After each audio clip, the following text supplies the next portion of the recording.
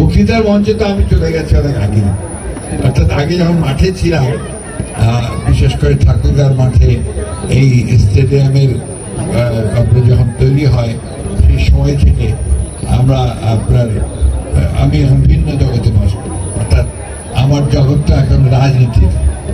কিন্তু আমি খেলার মধ্যে রাজনীতি আনার পক্ষে কোনো নই। আমি সবসময় মনে করেছি যে আপনার খেলাধুলা, ক্রীড়াঙ্গন এটা রাজনীতি মুক্ত হওয়া উচিত।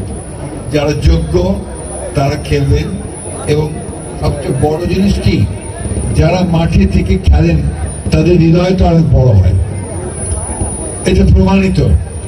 এবং দেখা যাচ্ছে যে ওখানে সেই ক্ষুদ্র দল মত এগুলি নিয়ে কোনো বিভেদ থাকে না। আমাদের মধ্যে সেটাই ছিল না। কিছু দল সমর্থন করতাম, আমরা কিছু একটা মতামত সমর্থন করতাম। ক্রিকেট যখন আসতো তখন আমরা সব একসাথেই ক্রিকেটের কাজ করতাম। আমি যে কথাটা বলতে চাই যে আজকে আমাদের একটা নতুন করে একটা সুযোগ সৃষ্টি হয়েছে ছাত্র জনতার অভ্যুত্থানের মধ্য দিয়ে।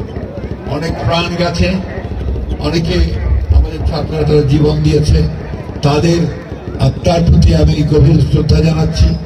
যারা আহত হয়েছে তাদের প্রতি সহানুভূতি জানাচ্ছি।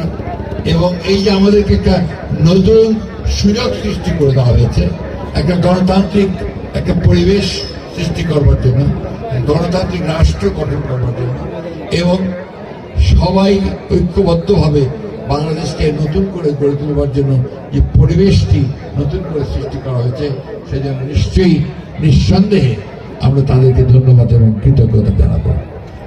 একটা কথা আমাদের সবসময় মনে রাখতে হবে যে দেশটা আমার, এটা অন্য কারো নয়। এই দেশটাকে গড়ে তোলার দায়িত্ব আমাদের। গত 15 বছরে এই দেশের প্রতিটি প্রতিষ্ঠানকে ধ্বংস করা হয়েছে। তো এখন সময় এসেছে তাকে নতুন করে আবার গড়ে তুলবার।